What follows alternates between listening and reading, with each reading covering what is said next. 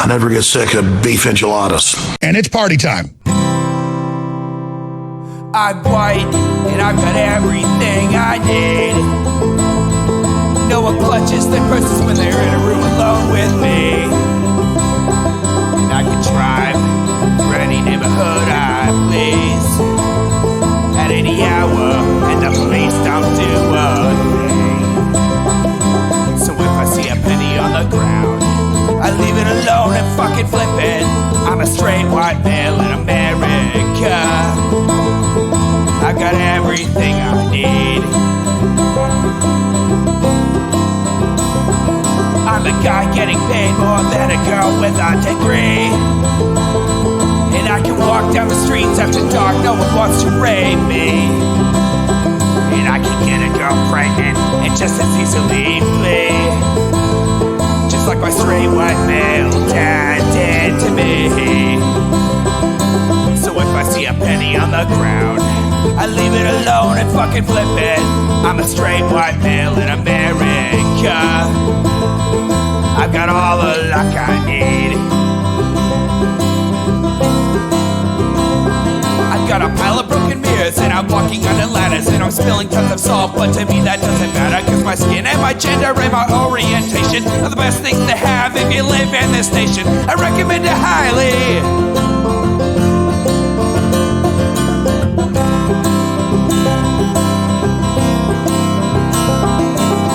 I see a penny on the ground, I leave it alone and fucking flip it. I'm a straight white male in America. I've got all the luck I need. Shit's gonna work out for me, cause I'm a straight white male in America. I've got all the luck I need. Hey everybody, welcome to the Intellectual Dollar Tree. We do the show live every Wednesday, 7 p.m. Pacific, right here on Twitch. That's twitch.tv/EchoplexMedia.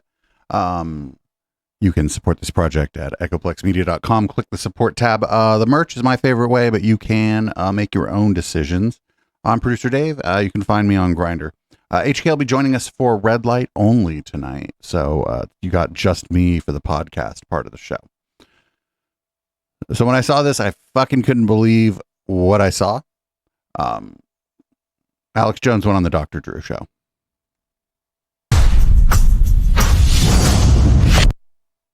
A lot of excitement today. We are joined by Alex Jones, of course, the host of InfoWars. We've got a lot to get into today. Amongst other things, I want to hear his story. Enough people focus on his history and how he's gotten to where he is now. And his career has spanned decades, and of course, notoriety for some of his views on topics and government overreach. And there's government overreach. Get the fuck out of here. Jones is right. When he was thought to have been conspiratorial, lo and behold, turned out to be right, which is which times were those, Drew? We learn about today. After I speak with Alex, AJ Rice, president and CEO of Publius PR. He is the editor-in-chief of the Publius National Post. 2 best-selling books. He's going to talk about it. He talks a lot about wokeness and its impact and simple things like the decline of Western civilization. So stay with us. I see you all out in the Rumble Rants. We're watching you and on Twitter. And the Rumble Rant. Oh, these people, that's right. These people are all on fucking Peter Thiel's own Rumble, aren't they? Our laws as it pertains to substances are draconian and bizarre. The psychopaths start this way. He was an alcoholic because of social media and pornography, PTSD, love addiction, fentanyl and heroin. Ridiculous. I'm a doctor, for Christ's sake. Where the hell do you think I learned that? Did they just beep out the word Christ? Before you kill people. I am a clinician. I observe things about these chemicals. No, you're a talk show host, friend. I used to get these calls on Loveline all the time. Educate adolescents and to prevent. We went and listened to some old Loveline a couple of weeks ago, and it actually does not hold up. I got a lot to say. I got a lot more to say.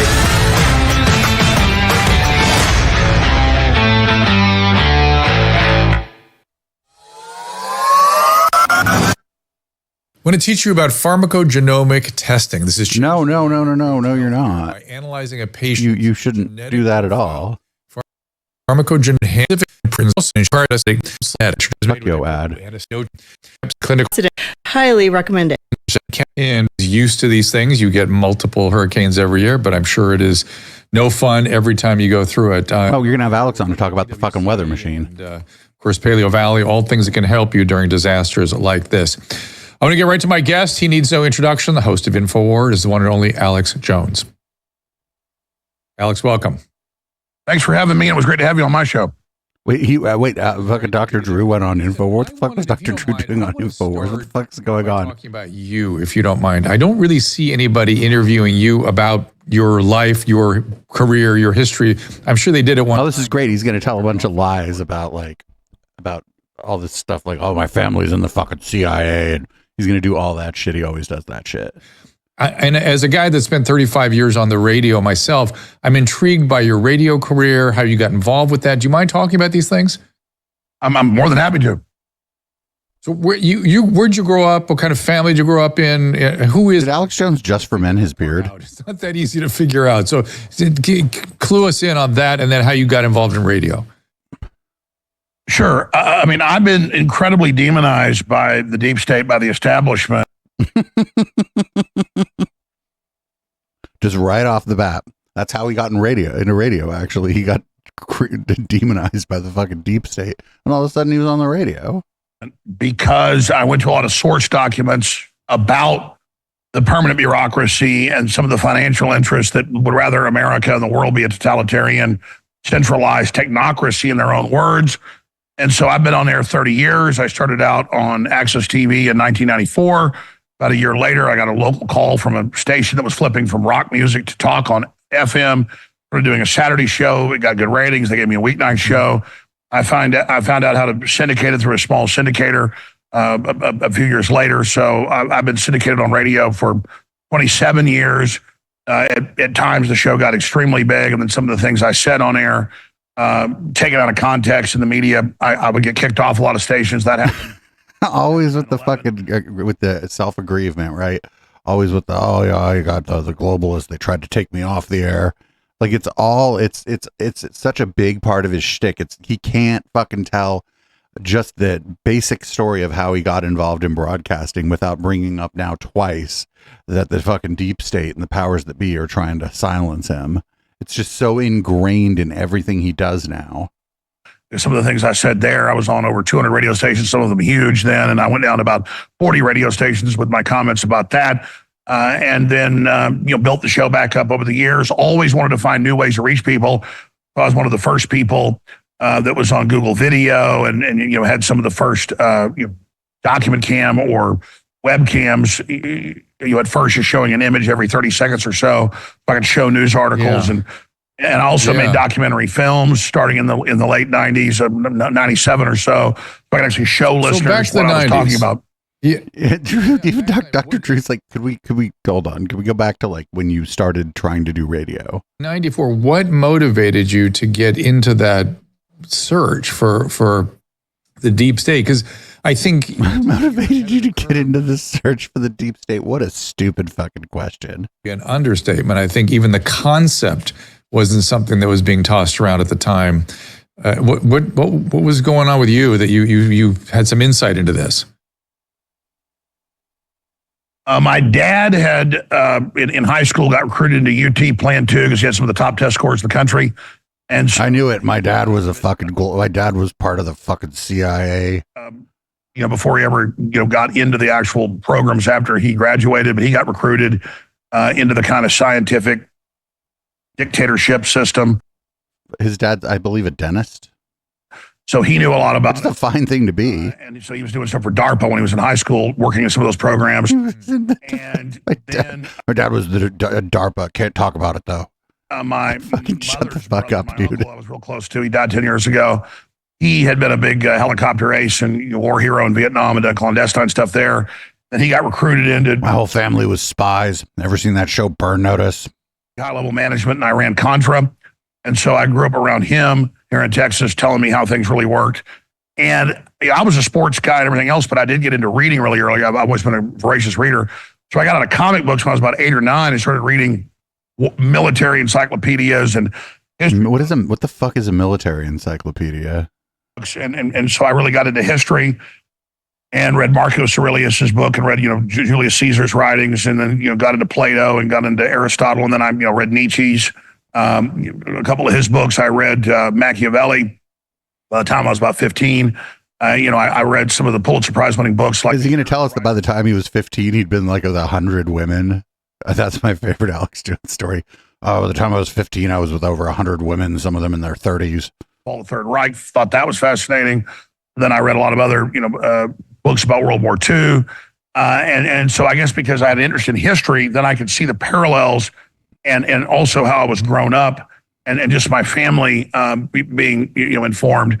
And my dad's, dad was really informed. His mom was informed. My mother's dad was also, had been in World War II, a fighter pilot, and then he'd been an inventor. Growing up in Dallas, a successful inventor. Growing up kind of in the German community in Dallas, there were a bunch of inventors. So I grew up around him and, talking about how the world really worked.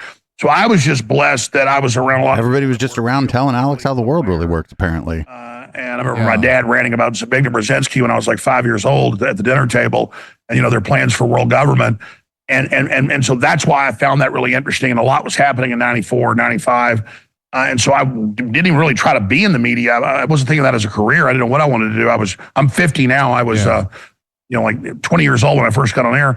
I thought I'll go do Access Television. And then that was basically what happened there. So it was a 30-year overnight success story. And then wait, what? When Trump won or was about to win, the Democrats even admitted this. They wanted to hurt Trump. So they said Alex Jones is Trump's brain, which really wasn't true. And literally thousands of news articles, hundreds of newscasts saying I was the ultimate devil, trying to demonize Trump by extension. And then when Trump won, man, you skipped a lot. You didn't. The question was, how did you get involved into radio, and how did you become interested in ideas around the deep state and conspiracies?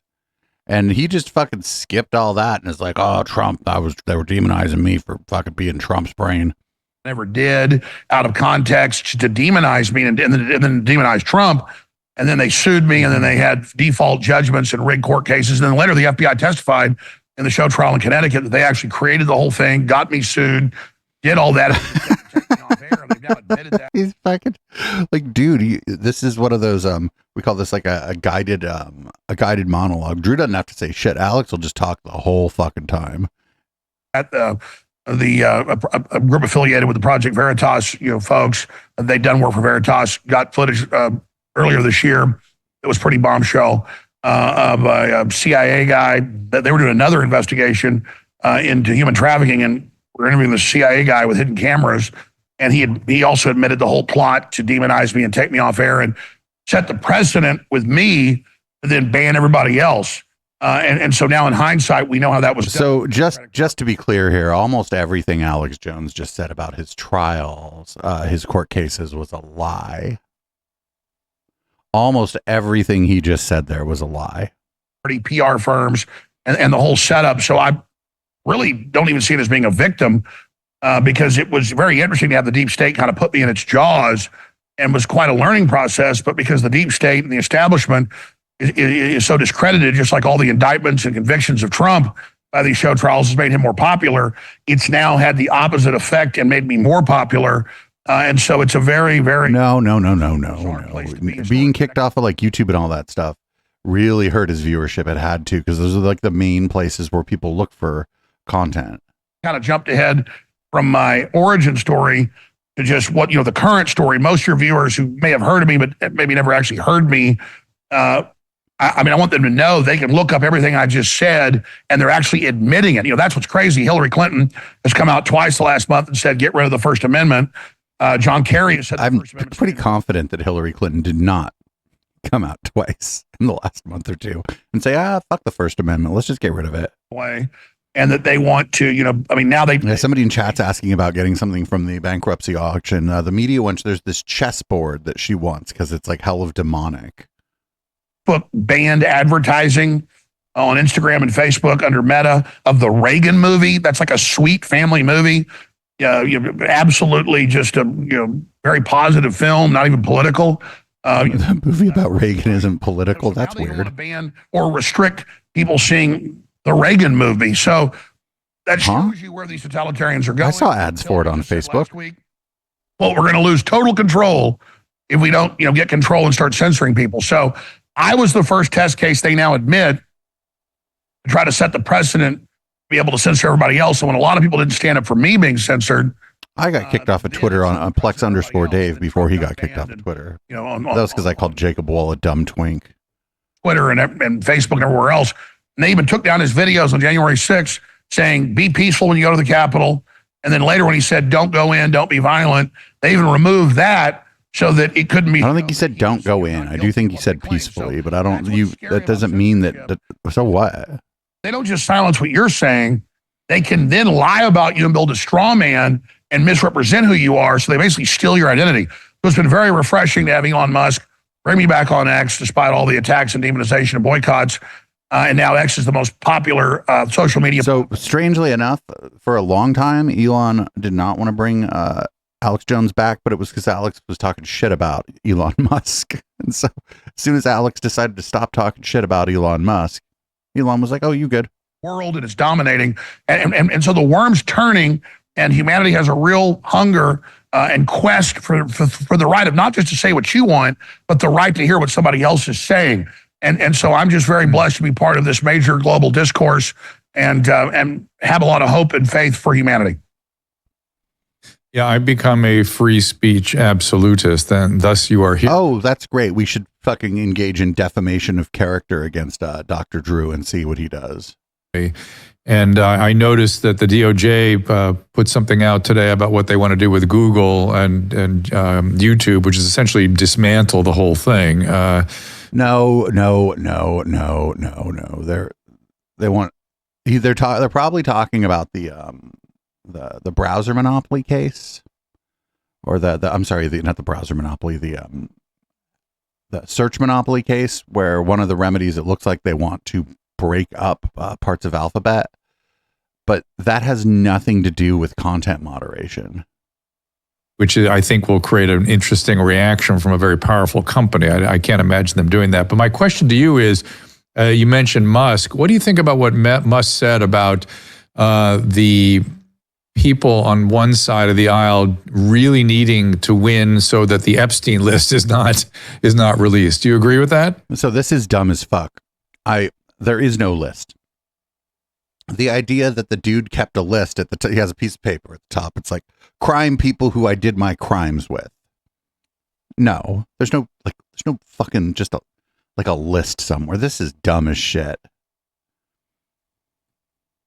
Yes, I actually. Yeah, we do the flight. All the flight ledgers are public, right? We know the flight manifest. That's as good as we're gonna get. People don't keep like little black books anymore. I guess we could like who are the contacts in his phone, but that doesn't really mean anything.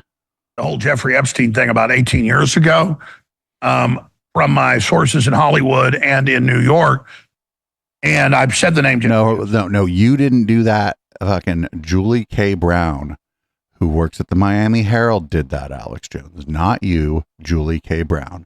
I hate this. I bet Julie K. Brown at the Miami Herald probably is not rich, and she uncovered the biggest. She was the one who would not let that story go. She just wouldn't let it go. She was covering it. She uncovered and reported on the biggest story possibly of my adult lifetime, or one of the biggest stories of my adult lifetime. And she ain't getting rich off it, but people like Alex Jones are, by claiming that they're the ones that uncovered it. It's fucked up. Epstein, even before some of the first cases came up, where he just literally was on house arrest, basically would just check himself in a few hours a day there in Florida to the jail.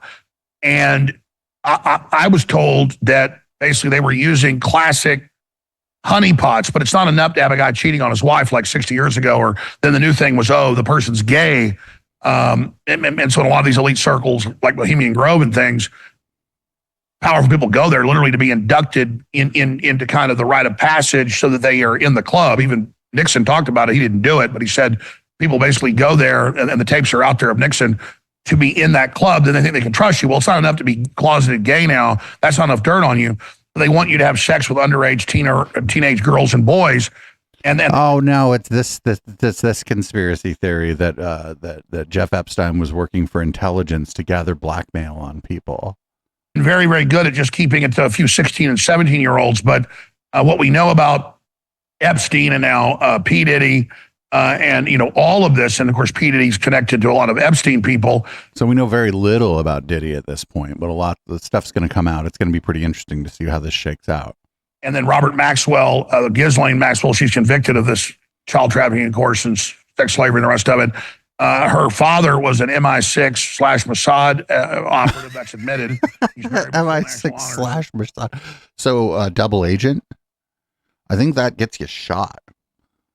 I think you get yeeted for that. The Mount of Olives outside Jerusalem. And he was running that famously reportedly in the UK and how they've got control of the UK government with pedophilia. And so Epstein is the most well-known person running one of these honeypot operations, but there's a lot of other organizations and groups that are doing it. I don't think that's what was going on here. We'll never know probably, but I don't think it was like a honeypot for like the fucking, for this, that, or the other intelligence operation. In fact, my uncle on his deathbed 10 years ago told me in East Texas at the hospital, he's dying of pneumonia, and he got a really bad virus. He was a healthy guy, but it just looked like Popeye. He was in great shape, but it just killed him. And right before they put him on the ventilator, he'd already told me, some of the stuff. He told my mom a lot more because she was there longer. But just that when, he was... No, I don't believe any of this. For Army Special Operations and the CIA in Central America and South America, building airfields and running communications, he was in charge of that they were shipping orphans out on the planes from Guatemala, little kids, and he didn't know what they were doing, but they wouldn't get specific, and he thought it was child trafficking, and so he quit and got out of it then, and that's when he, and that was in the late 80s. And he did say that What the Reagan fuck? was Come on, get aware the of fuck it. out of here. He was involved in communications and knew who was running it out of the White House. It was George Herbert Walker Bush, he told me. Like, I'm sorry, like, nobody's, no. Like, nobody's family knows all this. That was that point for him. So He's just making all this shit I up. remember like 15 years ago, Russia I banned don't know if he believes it or not, but it's probably not true. coming to the U.S. and Putin said they're some are in sex slavery, and so that sounds to those of us that aren't into that unbelievable. But we see the sexualization of children. The whole transgender thing is about sexualization of children and No, it's not. This is not true. No, it's not. in public schools where they don't tell the parents that they're convinced the kid to begin transitioning or believe they're transitioning, and they put secret files together, and they have NGOs that come in. See, they got the secret files at the fucking Cumberland Elementary School. They got the NGOs coming in. Like what? I think a lot of times a kid might be like, "You please don't tell my parents. My parents would not understand." And then the fact that fucking nobody tells their parents, I think that's probably what happens most of the time. So this whole attack on our children and their innocence that Robert F. Kennedy Jr. is talking about is really massive and central. And so when Musk talks about that, he told, as you know, Tucker, he said, "No, I know most of the people in the deep state, and I'm telling you, because we already know some of their names from the flights, like Bill Gates, 30-something times, that..." Was Bill Gates on the manifest 30-something times? I mean, being on that fucking... So the problem I have with this is, where the fuck was the plane going and what was the date? Right? Because until what year was the first trial? The first trial was like the mid 2000s, right? Is that right? Yeah, there it is, the gay bomb. So the first trial was in the mid 2000s. That was fucked up because he got like a slap on the wrist for doing pretty bad stuff. As long as people weren't going to his island before that, all they thought was they were on a flight with some financier. Now, people who fucking were associating with him afterward, I'm talking about like Lawrence Krauss, Steven Pinker, Bill Gates was still associating with him. So far as I know, Donald Trump was still associating with him. Those people are, well, y'all know what was going on. But up until he first got arrested for that shit, I don't think anybody knew anything other than they were on a plane with a financier. And if they were just flying from like Miami to New York or whatever, I mean, they might have known, but you can't infer that they did. That this is the deep state, and then you get into who, basically was one of the biggest attendees there at Little St. John's Island, and of course the Zorro Ranch, and That's Little St. James. Is the widow of Steve Jobs and best friends, with Ghislaine Maxwell. So when you look at this power structure, it's just insane. And Bill Gates, we know, is into giving money to the top scientists and others to control scientific thought. So, and he spends billions, every few years on media. So when you see a big piece on him in the newspaper or online in the London Guardian or ABC News, a lot of times at the end they'll say, underwritten by the Bill and Melinda Gates Foundation. Now she's now left him and gotten out of the foundation, she said, mainly because of the Jeffrey Epstein thing. So we're waiting for the next big shoe to drop, but clearly they're using blackmail on scientists. Which ones? What are they? Who are they blackmailing? Which scientists? What are they blackmailing them for? So somebody in chat is asking if Melinda Gates said that. My understanding is she did. That she said that. My understanding also is that wasn't the only problem in the marriage, but that she was very uncomfortable with Bill's continued association with Jeff Epstein. This is just my understanding. I didn't follow it that closely. It's like these are like celebrities getting divorced, right? That's not really my beat. But my understanding is she did at least mention it, at least in one interview, or maybe even in the divorce proceedings. Actual nature, and that's why I believe the evidence shows that's why Gates is so connected to that. And again, it's not like they even trick most of these people. Just like in the mafia, you've got to kill a few people in the Italian mafia to make your bones in La Cosa Nostra or the family. And then the Mexican mafia and other mafias or, Hell's Angels, you've got to commit some murders before you're really a made member because they most of the HA chapters now like do toy drives and shit. Most of the HAs aren't doing shit anymore, dude. They're all too old. They know that you'll do what you're told and they can destroy you anytime they want. Well, the rite of passage or the induction ceremony into this globalist cabal is generally pedophilia. Wait, what? I want to. Okay, that's just straight up where we go one, we go all. That is just a fucking pilled, all the way pilled. I want to push back on the Bohemian Grove thing for a second, if you don't mind, because I've been practicing medicine here in Southern California for like 40, coming in on 40 years. Is it 40 years? Jesus. Have you been, what percentage of that time have you been like a doctor as profession? Being a talk show host is fine. Being a science communicator is fine. Dr. Drew wasn't always great, but he wasn't always like this. He was at least, for a time at least, he seemed like he was trying to give people generally good advice. He's an addiction medicine specialist, and he was generally trying to give people good advice about drug addiction and chemical dependency and stuff. But like that's fine. But I don't think he was seeing a whole lot of patients during this time. I hate when people do this because it's not a problem to be a talk show host. It's just like, don't pretend you're still a doctor. And maybe 20 years ago, I had a lot of 80 and 90-year-old patients who were former part of the Reagan inner circle when he was governor of California.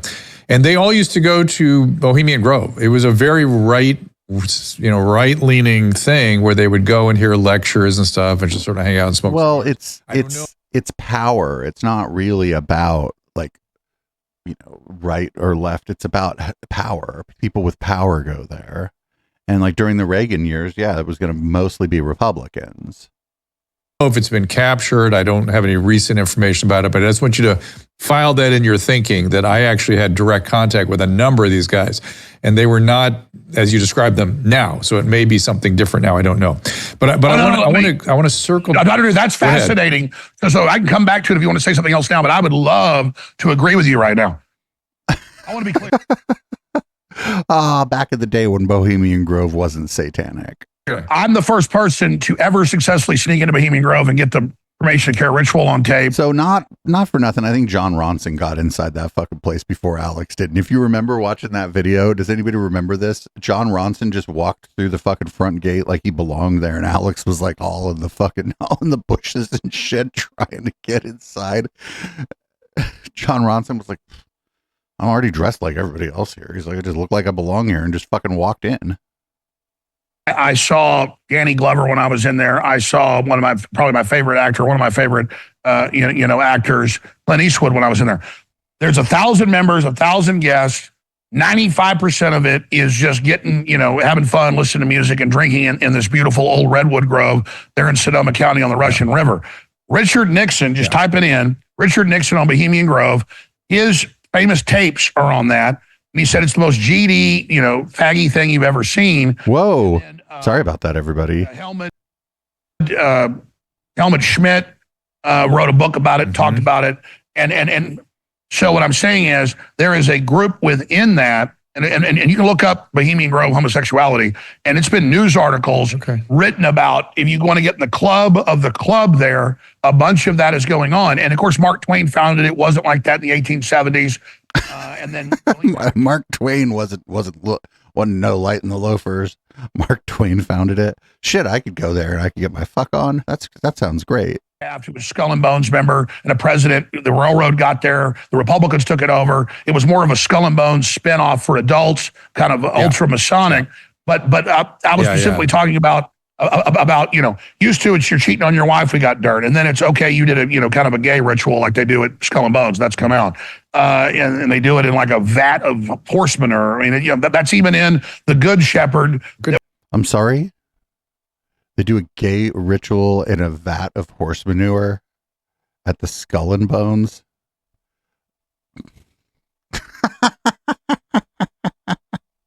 Man, I haven't really listened to much Alex Jones outside of listening to some clips from Knowledge Fight. I kind of forgot how he'll just kind of fucking say anything. It was directed and produced by Robert De Niro with Matt Damon. And by the way, and they've said They do Hunger Games down there. They do adoption, and they eat people. He got the documents from Charlotte Iserby, whose dad was a member of it. So that's why we know all that. But absolutely, most people going to Bohemian Grove are not in homosexual cults. Sorry, go ahead. And I want to circle back. And you said you used a phrase about what you were exposed to growing up, how the world works, and then you also talked about your love of history. Given those two experiences, you educated yourself about world events and the cycles of history, and you said something like this always happens or whatever. Well, I don't know what you meant quite by that, and how the world works. Help me understand what your theory is about our present moment within the grand historical sweep. Is this things history does? Maybe it doesn't exactly. Help me understand your theory about the present moment. And to me, it feels like this kind of thing that's happening now happens every 80 or so years. It's different always. I noticed something yesterday when I was thinking about it, is that this kind of thing never happened before the printing press. And so technology clearly. Well, how do you know that? Wait a minute. Hold on. Friends, we don't have access to a whole lot of history, actually, prior to the printing press. It's not that there's no access at all to history. It's just that the printing press is an inflection point. The printing press allowed things to be mass produced, mass printed. So the idea, this is not the fact that he's not even thinking about that whatever he's talking about could very well have been cyclical in the way that he thinks it is now, but that we just might not have as much ability to know about it because the printing press didn't exist, and so there wasn't as much documentation of what was happening. Things are executed and sort of brought to bear on a mass scale. And now we've never had such an efficient mass technology. How do you understand what's happening in the present moment? Well, that's a great question. There's different ways to look at this, but Alex is going to talk for an hour. Book that I read years ago, The Fourth Turning, that predicted what we're seeing now. And it's not just a regular 87-year cycle that we know is there. Why 87? Why 87 years specifically? What specifically was 87 years ago? 1944, is that right? 1934? What was 87 years ago? Well, I'm the ultimate math nerd. That's been accelerated by the Gutenberg press 500 years ago. By the Gutenberg printing press 500 years ago. A mega cycle, kind of a precursor, if you believe we'll ever actually hit it, to the singularity, whether we ever reach the actual singularity that Ray Kurzweil talks about. 47 as he predicts, what the fuck, which a lot of the top technocrats and futurists believe, is the case. This post-human world, the future is not human. You all know Harari, all of that. They believe we're about to transcend, but that most of us won't basically transcend in that. So they know a major change is coming, and the establishment wants to stay in power. And power. Well, what else would the establishment want? China or Europe or Mesoamerica, anywhere. Always you see a civilization rise, and then it gets powerful, and then it becomes decadent, and then it declines and collapses. And that can happen in different ways. Of course, there's the saying that hard times make strong men, strong. That's that. Yeah, there is this saying. That's a fascist saying. Men, weak men make bad times. And so if you read a lot of what the top thinkers think in the establishment, they talk about the end of history. And they want to have kind of a break. No. That people, it was this dumb idea. There was one of them fucking airplane books, right? The End of History. I forget who wrote it, but it was one of those books when you're at the airport. This is before like you had an iPad or whatever, where you'd be like, well, fuck. And you'd be like, I'm not reading Rich Dad, Poor Dad. What the fuck is the bell curve doing here? And you're like, oh, okay, I'll read The End of History. It was just this idea that because the Soviet Union had fallen, that the USA was the only superpower, or possibly like a hyperpower, and that there would be, as they would say, a new world order around American supremacy. But you would only read that book if you saw it at the airport, and the two other books they had there that weren't by Martha Stewart were Rich Dad, Poor Dad, and The Bell Curve. Of technocracy and elites that keep most of that secret from the public on their government and corporate reservations, kind of city states within city states. And then the nation state dissolves away into a kind of a global order that's controlled by three major power blocks and then separate sub blocks in that. And they kind of want the public distracted with video games. Does history tell you that's a likely scenario? And does your understanding of the way the world works indicate to you that that's how it's going? It could also Dr. Drew is accidentally asking him pretty okay questions. Going that way and not work out. You know what I mean? History could tell you, no, this won't happen. Well, how does history inform those perceptions you have? Well, I totally agree with you. The way you said it, I've never heard that. History repeats somewhat. It's been said history rhymes, but I agree. History echoes. Yeah. And so wait, no, I thought they said it didn't repeat, but it rhymes. I'm stating what the general thought in the different thought thinkers from different angles is, and of course you're informed. You already know that probably more than I do. But I totally agree with what you were just kind of hinting at. And the globalists now, their main mouthpieces, the Atlantic, the Financial Times of London. I mean, those are really kind of the establishment mouthpieces. The Club of Rome, the CFR, the Trilateral Commission, they admit... Man, he's kicking it old school with Council on Foreign Relations and the Trilateral Commission. They're losing control, and their plan that they thought for this technocracy and this things to come, that kind of H.G. Wells is one of the progenitors of this neo-eugenics, neoliberal movement. He didn't just write science fiction. He wrote a lot of nonfiction, like the New World Order and things to come. They made an early movie out of it for the day. It was incredibly professional. And so now their plan is actually not working. They also said corporate world government would be administered to end war and to redistribute wealth, not through communism, but through kind of a crony capitalist system. But of course, we've seen a bigger vertical integration of wealth than we've ever seen in history. And these greedy groups basically pay no taxes. And so they have all this altruistic talk, but they even admit it's fallen apart because they all just ran off with the money. And now they think things are falling apart so bad that it's even mainstream news. I broke this decades ago, but these top billionaires are all building huge bunkers in the middle of nowhere. I broke that. You didn't break that. Fucking this was like some shit in the New York Times that you like read on your show. And they are all, just waiting to run to the hills and all have these huge escape yachts that aren't just for entertaining. And I knew from sources, I talked about this almost 18 years ago. I was with a big producer in Hollywood, and he went around and showed me the studios of James Cameron making a movie with him. And he said, oh, Cameron probably won't make many more movies, which he really hasn't, because he thinks the end of the world's coming. He's gone to New Zealand, and he was going to roll out all the hologram movie theaters and all this, but what? He just doesn't think it's going to matter. He was going to roll out all the hologram movie theaters, but instead he went to New Zealand to wait for the end of the world. My understanding is that people do think that James Cameron got a couple screws loose. We might say he's a few tacos short of a combo plate, but I don't think he's like a doomsdayer. I don't think anybody's ever said that about him. I mean, later I saw pieces of the news that, oh yeah, Cameron,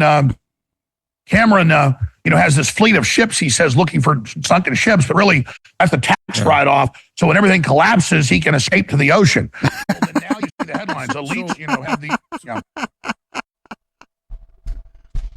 Oh, this is fucking amazing. Right, I hear what you're saying. And so he's like L. Ron Hubbard. my question. I'm asking you actually to kind of predict the future, what your feeling about the future is. Because I'm hearing you say that they think it's going to be a catastrophe, or they think they're going to be able to centralize and end war and distribute wealth, that kind of thing.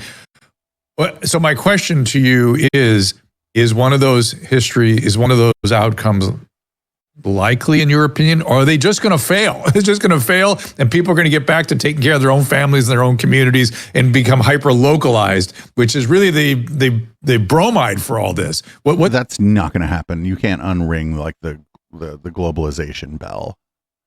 People are not going to become hyper localized. What's your prediction?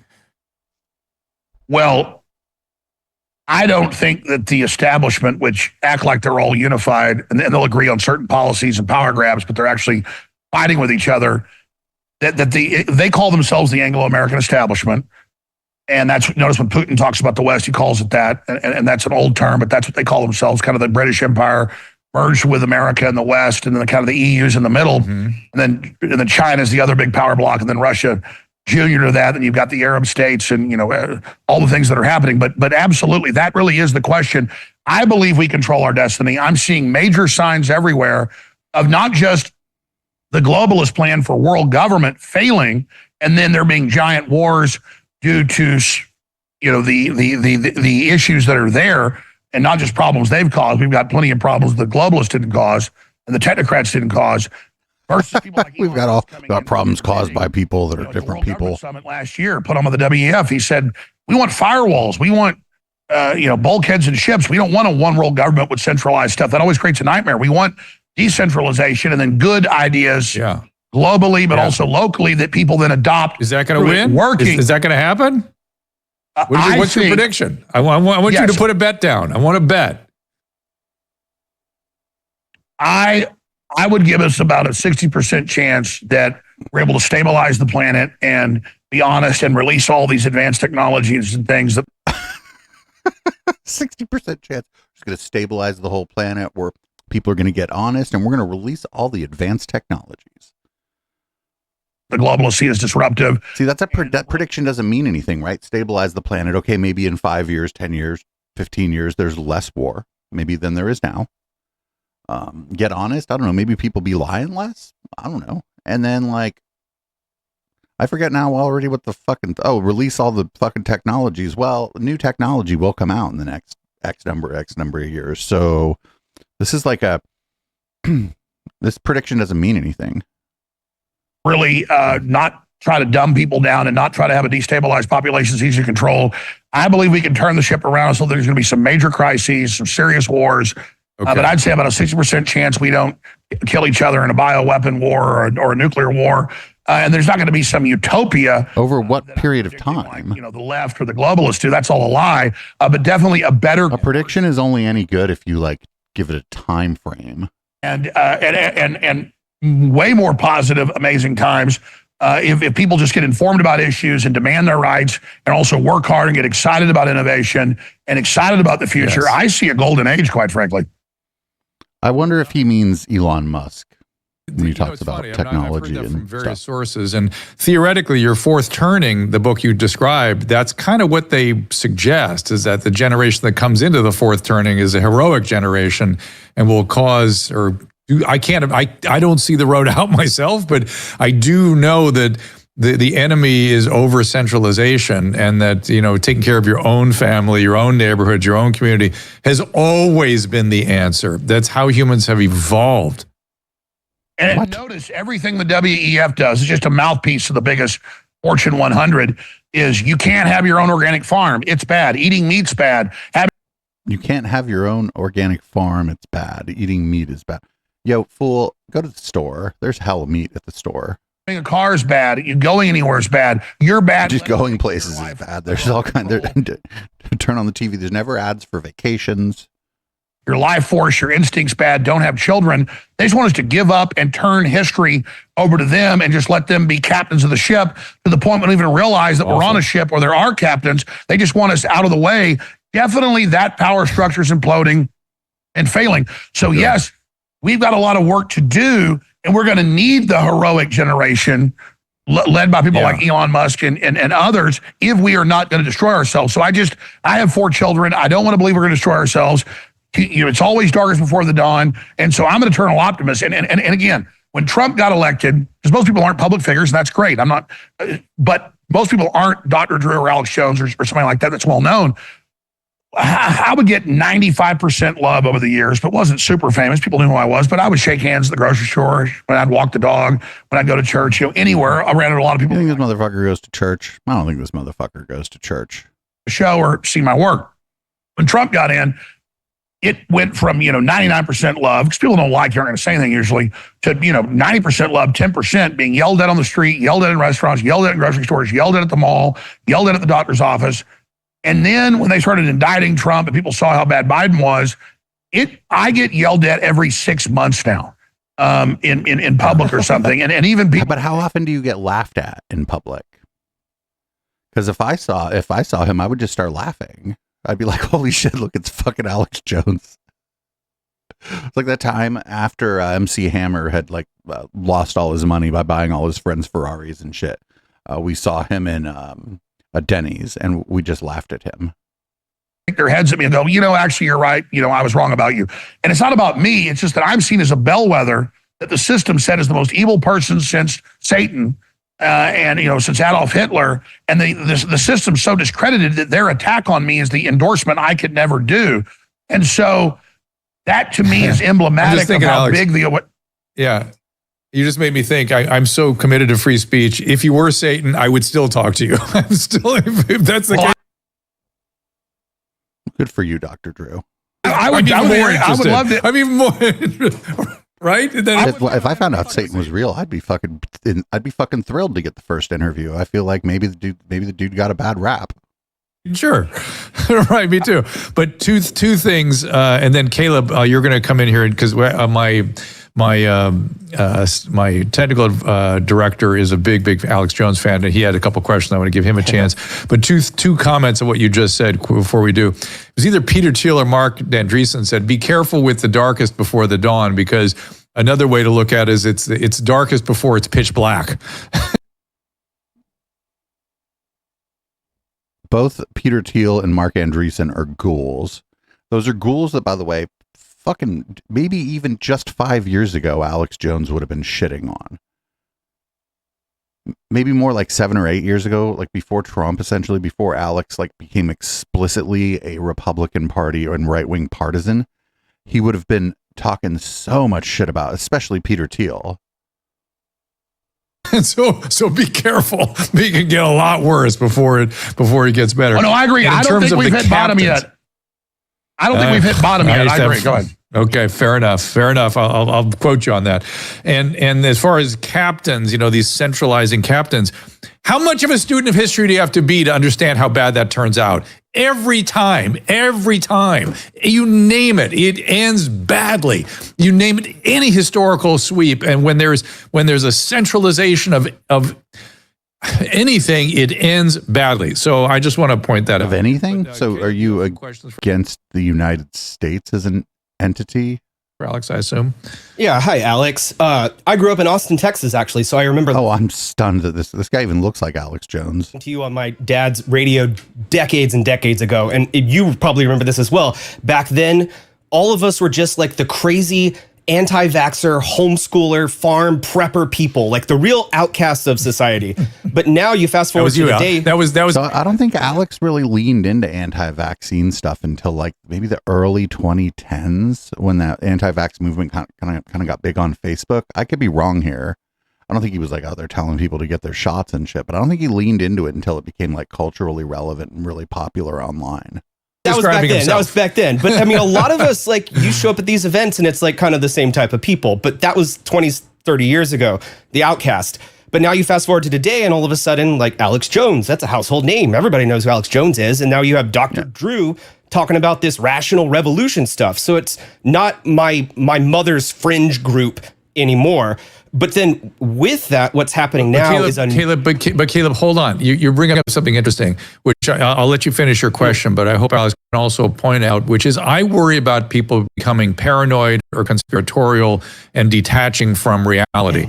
I really worry about that. I also worry about the delusionality and aggression on the left. Because I'm so moderate, I sit in the middle and see the excesses on both sides. But finish we'll let him contextualize your question with that. Go ahead, finish. So wait a minute. If you're worried about people becoming like incredibly delusional and conspiratorial just in their overall mindset, why the fuck are you having like a glad-handy interview with Alex Jones?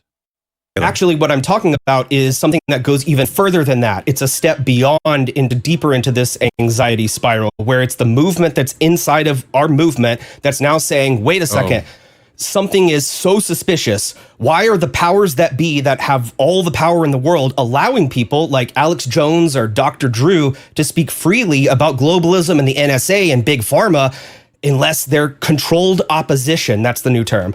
So how do you respond to like the allies that should be your allies who suddenly think that you're the enemy just because people are fine? Well, this is what happens, right? It's that fucking like that Dylan song. Was it Bob Dylan that John Birch Society Paranoid Blues, is where you run out of people to start investigating. So you start investigating yourself. And or in this case, you start investigating the people that are like in your movement or whatever. It happens in all kinds of like activist movements. It's been happening in the anti-Scientology movement. We've been covering it for the better part of 2 years now, where they ran out of Scientology to investigate because Scientology, for all intents and purposes, ain't doing shit anymore. They started fucking investigating each other, and I think that's the phenomenon that's happening here. It's very simple. Listening to you after all these years.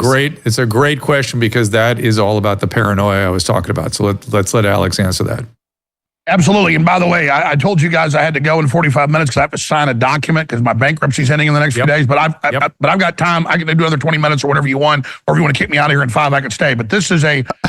He's like, oh, fuck it. He's like, fuck my appointment with my for my bankruptcy. Important question. I'm glad you asked it. The best I've heard. And I could literally talk for 10 hours about this, but let me try to boil this down for people. I know 100% that I'm a real person, organic, self-trained. I really care about people. I care about my children. If you care about your children, you care about the world they're going to grow up in. You don't have the sociopathic idea that you get ahead by hurting people. It's the opposite. So that said, let me answer the question this way. Elon Musk's brother got really sick from the COVID shot. Elon Musk's son, he sent him to an elite school, as his girlfriend said, and then they basically took him away from him. And in his views, he's dead. You know, I mean, they're chemically castrating him. Oh, fucking father of the year, everybody. Father of the year. So they messed with him, even though he was one of the richest people in the world. Elon Musk, you judge a tree by its fruits, as Christ said, is devastating the current power structure. And you can say he sees them going down, and he wants to position himself in the future. Okay, fine. Damn, look at that. Fuck it. This is like, look at this list. This is like almost everyone we cover. Look at all these people. I know all these people. I mean, I don't know them, but I think we've covered literally every one of these motherfuckers on this fucking thing. This is like the cast of characters from our wiki. You know, obviously there's like some more fringe people that we've actually tangled with, but point is that all the top talk show hosts, you know, whether it's Tucker Carlson or Joe Rogan or Dr. Drew or you know, you name it. I mean, I could name hundreds of really big people. All the top shows are anti-globalist, pro-human decentralization because we're sane and don't want to destroy the world and don't want to centralize tyranny and don't want a universal credit score and don't want our medical freedom taken away. And so there's a strong life force. What about just like a credit score? So that's the pull, but you're right. People get red-pilled, and then they go out there, and there's a lot of stuff. Just because there's extreme lying by Kamala Harris denying she's against fracking or wants to take your guns or, you know, just next-level lying, then there's other extreme Why can't anybody say the lady's name right? It's Kamala. Just say her name right. It's not, you're not putting like any respect on her name or anything by just saying it right. And all of that crazy crap because they just don't even know what to do. Right. They weren't informed enough in their life or enough experience to be able to gauge what's happening. So they have their own psychosis, in my view. And so that's but at the end of the day, that can get unhealthy, but it's less unhealthy than believing everything you're told. And I think that's a process. So you have red pill, you have black pill that thinks everything's doomed, and then so you got people that are. So this is crazy because this is all like manosphere lingo. This is all not Gamergate specific, but this is the group, like from the group of people or from the sort of cultural phenomena that gave us Gamergate. It's manosphere stuff. Learn that a red pill. You've got black pill who think everything's screwed, everybody's bad but them, and then you've got the white pill who think everything's fine either with the establishment or you think it's all going to turn out okay. I'm not red pill, black pill, or white pill. I invented a term called just recently green pilled, and by that I know we go through processes, birth, growth, development. What the Peaking, fuck? declining, dying in civilizations, in people, in life, in the universe, in stars, in galaxies, in everything. And so it's no more about knowing the processes. Right. It's not like I know how the world works. I can see the processes in history and laws and tendencies and how the ripples in the pond from the pebble and the Hegelian dialect and The Hegelian the Hegelian dialectic. These people don't even know what the fuck it is. They all just say it to sound smart. He's not answering the question. The question is, why do some people think that you're controlled opposition? these systems work and how the establishment thinks, trying to get full control. They're not omnipresent. All the propaganda and censorship would not be necessary. It's been said a million times. If we didn't have power. So people need to have faith in humanity. We go through these cycles. There's not just evil, not just corruption, not just ignorance, not just selfishness. And most of it's not organized evil. It's lazy people just doing whatever's easy and going with the flow and stagnation. And so to people out there, it makes them feel more superior to claim I'm loyal opposition to God knows what, fine. But I have the establishment literally. They didn't say loyal opposition. They said controlled opposition. Destroy me, the Justice Department in the news, calling for me to be shut down. And so I am a maverick, and I am a person that believes in humanity. And so if people, and it doesn't mean I'm perfect. I made plenty of mistakes, but the difference is I know that I know nothing. You know, these people that think they know everything know absolutely nothing. Right. And I mean, that's the biggest sign for me is like you just said a minute ago, you have to leave our show soon to go sign some bankruptcy documents. Like if you were a CIA asset, that would have gone away a long time ago. And I know. You think that like the fucking intelligence, if he was an op, you think that an intelligence agency wouldn't allow like a fake court proceeding or something? Like, what the fuck? No, if he was an op in some way by someone, they wouldn't interfere on his behalf in such overt ways. Like, no, Drew isn't controlled opposition because I'd be getting those sweet little CIA commission checks. Like I'd have a lot more stuff. I'd get commissions on that. So no, fool, you're employed by Dr. Drew. If Dr. Drew was somehow some kind of operation, you wouldn't know because you're under his employ. He would not have. It would be stupid for him to run around telling everybody that. What an absolute dumb fuck this guy is. Internally, I don't know how to prove it, but I know absolutely certain that he's not a CIA asset. One of the things about delusions is they can't be reasoned with. So I'd be careful. One of the things about an intelligence asset is that they're or an intelligence operative. An asset could be anybody. It could be even a useful idiot. But one of the things about an intelligence operative is that they don't really tell you that that's what they do actually.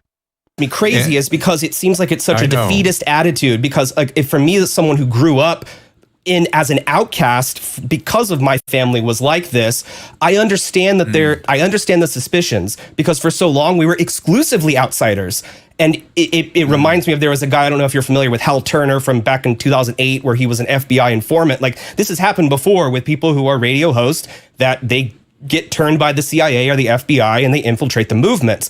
I'm sure it's happening right now. It would be, so if Alex Jones was an op, he would probably not be CIA, because there's no real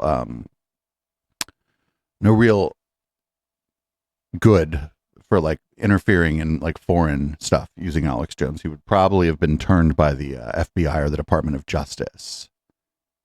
Right. those people, like that Michigan militia that the FBI created, and to try to get to kidnap Whitmer. I mean, Hal Turner was stirring stuff up and then trying to get crazies to organize things so the FBI would have a setup. Even like the New York Times back when it was half decent. Al Jones drop a dime on me if he thought it would help him. Absolutely. Ran the headline, the majority of terror plots are hatched and run by the FBI. I think that's the exact headline. I think they said like 97% of them. So wait, 97. Wait, I think that was the exact headline. And it's something like 97%. Latest guy that was trying to kill Trump for Iran thought he was working for Iran. Wait, what? Why do we think that? Nobody thinks that. When somebody's on the air 35 years like Dr. Drew and goes against the system, even though he has a top show and gets censored or fired for it, that's the real person. They're trying to put Elon Musk in jail. All these governments are. Wait a minute. What? No, that's if I was creating another Alex Jones, his origin story. This was my job, right? If I was doing a psyop, the first thing I would do is get the person that I'm using for the psyop working for like NBC or CNN, maybe even Fox or Breitbart or anywhere. It doesn't matter, and get them fired for saying extreme things and have them go on the I've Been Canceled tour. Like that Tenet Media that we saw, the Russia Today op that we saw happen, a month ago now? Feels like yesterday, but like a month ago. Those were the exact people that they hired. Killed Trump twice. I mean, this is real, and so it doesn't mean Trump's perfect or I'm perfect. But Trump's a hospitality guy, golf courses, hotels. He wants prosperity. I mean, he went to Kim Jong Un and said, or Kim Jong Il's son, and said, showed him a video of computer graphics of hotels and golf courses, and Kim Jong Un reportedly cried. But China, basically controls North Korea. So he's like, you could have golf courses here. He's like, no, I can't. China won't let me. He said, why have slaves? Get the fuck out of here. Why don't you have golf courses? Why don't you be a rock star? And that's what Trump wants is like Santa Claus, to have fun and believe in humanity. And so you can judge him by what he does. You can judge me. I'm the same type of guy. I just want, open, free, great society, masculinity, femininity. If you want to be whatever, something, you want to say you're a dog, that's fine. Just don't try to teach my kid at school to crap in a cat box. We don't. What? Oh, like fucking litter box shit again. It's just always the same. It always has to do with like going to the bathroom. Don't want to be part of the mental illness, but you can go be mentally ill if you want. So I come from Access Television. Okay, hold on. I'm real. So that's my question. That's what that leads to is, so as someone who's been in this and you've seen a lot of actual controlled opposition go in and out of this whole movement, what are some signs? Oh, really? Who besides the person that we know was informing to the FBI, who is the controlled opposition? Name the names. Of actual. He's probably going to name Howbig. He would probably name that Howbig guy because Howbig was driving a lot of his Sandy Hook coverage. Agents that are infiltrating, because I can pick like 2 or 3 out right now that are pretty Caleb, clear. I'm gonna name their. Yeah, Dr. Drew's like, oh, dude, I don't want this smoke. Dr. Drew's like, we're not doing this. kick you off. I got to finish with Alex after that, so I'll let him answer your question because I know it's bothering you. So but I'd be happy to have your producer on. We should have this discussion on my show and do 2 hours commercial free or simulcast. This is great. Absolutely. There you go. Because I need to do more of this. I like that. Alex wants to know who this guy thinks the controlled op is. Yeah. Caleb, simulcast. There you go. We'll figure that out. Absolutely. I would absolutely do it. We'll figure that out. What do you mean figure that out? Yeah, I mean, one thing I've never done is infight. I've never tried to be territorial or like the gatekeeper, like the left, like I'm a fact checker and I say what's real and what's not. Yeah. Most of these government plants and people reveal themselves, or they're not government plants, but they get in trouble. Then they flip to the other side. Look, I've had the Justice Department in the mediations, which I couldn't talk about until they said it openly outside of mediation. Then my lawyer said, no, go ahead and talk about it. They have federal prosecutors and people running these fake lawsuits against me. And they literally say they're in federal court in places with a judge in federal mediation and state mediation. Look, we'll drop all this. We want you to come out against the Second Amendment. And I say, okay, let me guess, there's more. They go, well, actually there is. Are you open? And I said, no, of course there's more. No. Get out of here. I wouldn't come out against the Second Amendment to be left alone. But I said, plus I know once I feed the pirate, once I feed the crocodile, it's always going to come back for more, like a social credit score. They're always going to raise the bar. And so I said, no, I know how this. Man, you know what? A lot of good people who are kind of bad with money wouldn't mind a social credit score, right? Like, what if you were like polite to people on the bus and always look both ways before you cross the street, and you just happen to maybe be bad with money? Maybe that's better than just having a money credit score. I don't know. So that's so I've literally had them say, we will drop all this before they had their show trials and after, if you bend the knee. And they just can't believe. So, I mean, you talk about the deep state. I don't think they did this. I don't, because he wasn't being sued by the government. He was being sued by the parents of the Sandy Hook parents.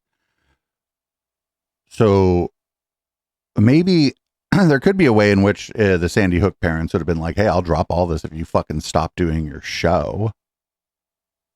We'll settle for a very low number if you stop doing your show. But I think that's not what he's claiming. Clearly, he's claiming that the deep state was like, we're going to make this all go away if you go out there and say guns are bad.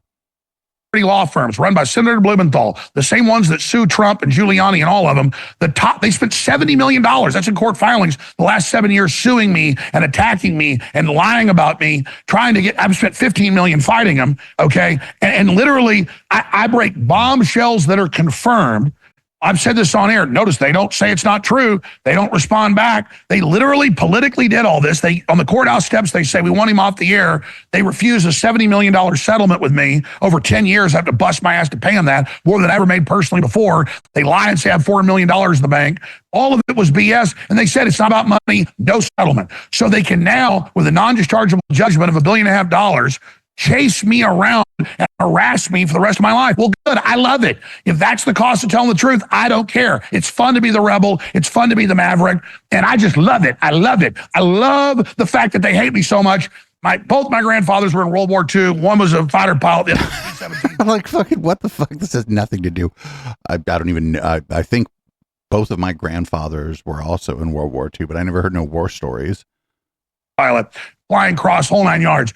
And you have this, they didn't have really good radar then. They had it on the ground, but not in the planes. And they didn't have good topography maps, but they knew to go to the factories and military bases because the Germans put up their flak guns and they saw the flak, the explosions of shrapnel, and they flew into it. But just like my grandfather, Jerry Jones, flew into the flak over Italy and Germany, I'm flying into the flak and I love it. And their attacks are my radar. I go to where I'm being punched in the face and attack the hardest. That is my heat-seeking missile, and I love it. I love it. I love it. Alex, I appreciate you being here. You mentioned GWF Hagel a few minutes ago, and I will just finish with a interpretation. He spoke in a lot of, his language was sort of impenetrable, but one of the things he said about history is he said this: the owl of Minerva spreads its wings only with the setting of dusk. The owl of Minerva spreads its wings only with the setting of dusk. What the fuck does that mean? That the wisdom of history reveals itself only once it's past. So we will see where this all goes, you and I, and we will have more conversations, I hope. And I appreciate you being here, and good luck with your paperwork today. It sounds good luck with your paperwork. All right, we're going to end it there because that's the end of the interview. We're not going to watch the rest of this Dr. Drew show. So it's kind of interesting. I don't like the producers clearly pretty pilled, but I thought the question was pretty good. The question that was asked was like, hey, why do you suppose so many people believe that you are controlled opposition, or that you are, planted by the powers that be to push, I mean, I guess like the way I would ask it is like, why do people think that you're an op? The theory is that you present things in such a way that they're like overblown, and sometimes it's kind of comical and funny to watch you. And I think it makes, the hypothesis here would be that it makes people who question the government look ridiculous. So why do you suppose people think that? And he didn't answer the question really. It was not great. But whatever. People in the chat were like, what happened to Dr. Drew? I think Dr. Drew has always kind of been not great. I think it was like maybe 6 months ago.